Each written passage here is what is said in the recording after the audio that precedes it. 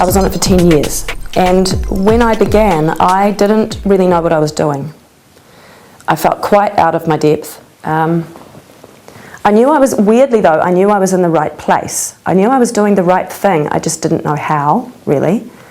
I felt constantly like I was jumping off a cliff.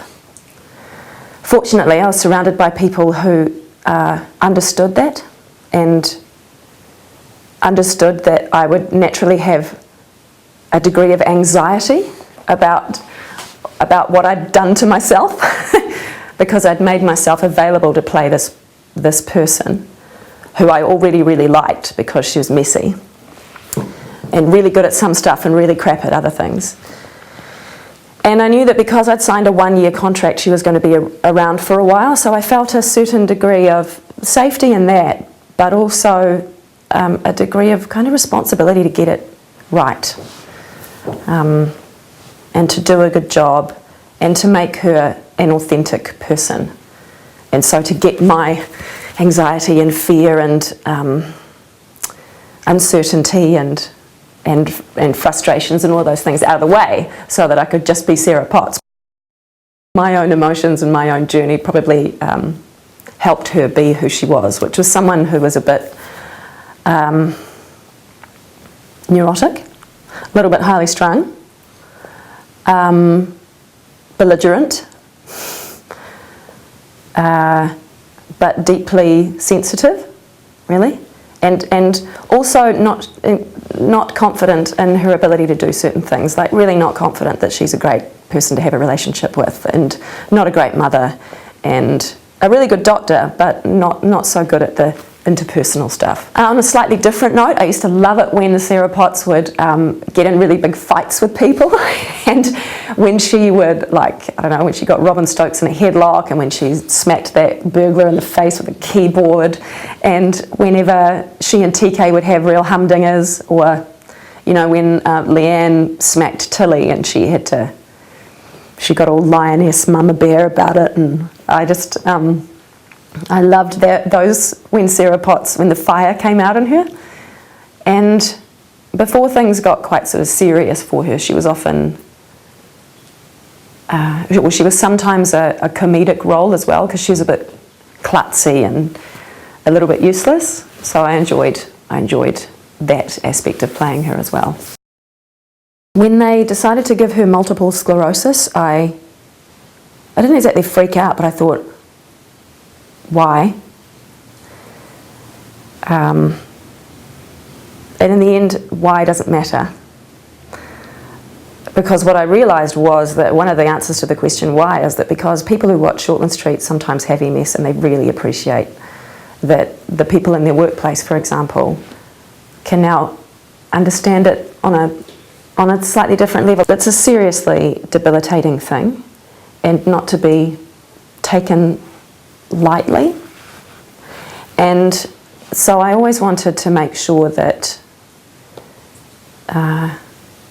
I gave it, in a way, the respect, in inverted commas, that it deserves, and didn't kind of milk it or anything. And I wanted it to be, my portrayal of it to be relatively accurate. And at one point, and I might get a bit emotional when I talk about it, I was sent a letter by a woman whose husband has MS, who was diagnosed with MS, and she said she wanted to thank the show and me and Ben Mitchell, who plays TK, because it's like, even though the gender roles were reversed, it was like she and he were watching their relationship. And I just went, oh, that's the answer to why. And so I did find that rewarding and very challenging.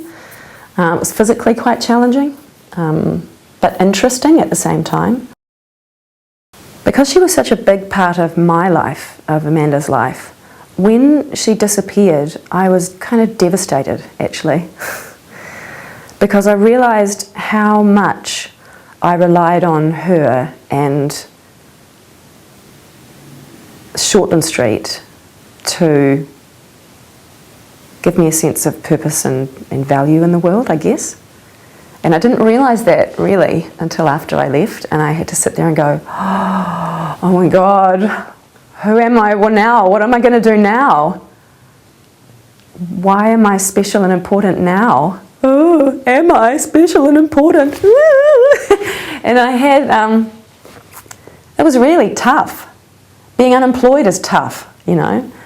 Not being able to, having your toys taken away from you is tough. I didn't want to leave.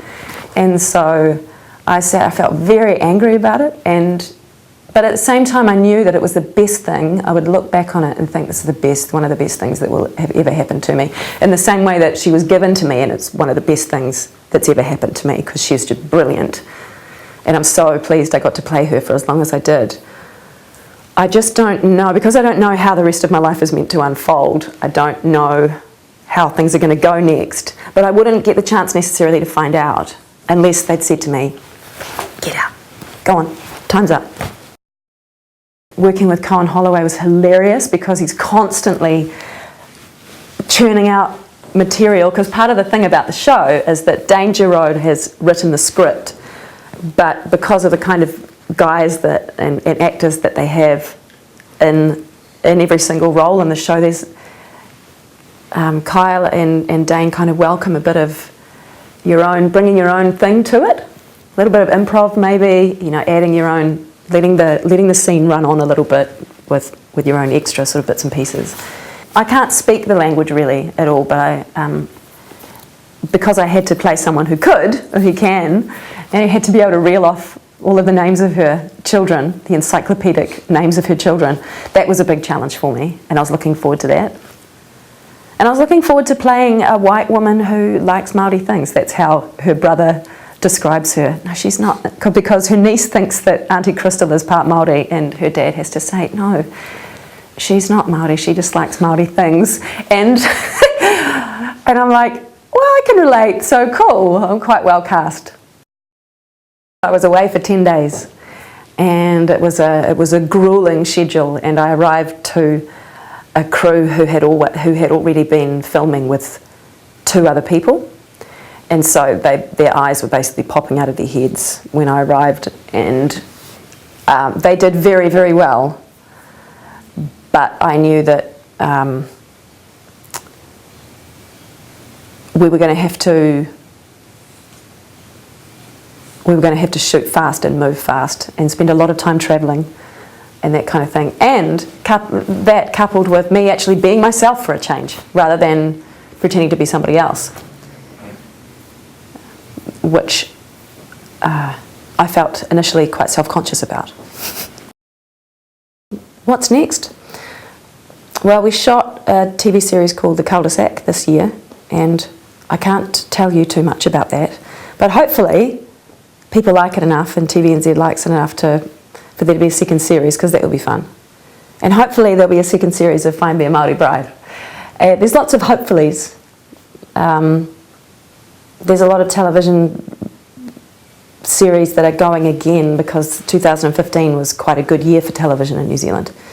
And but who knows? I don't know. This is what it's like being a jobbing actor. I don't think, unless you've got a full-time gig like Shorty, you just don't know what's around the corner. And that is at once alarming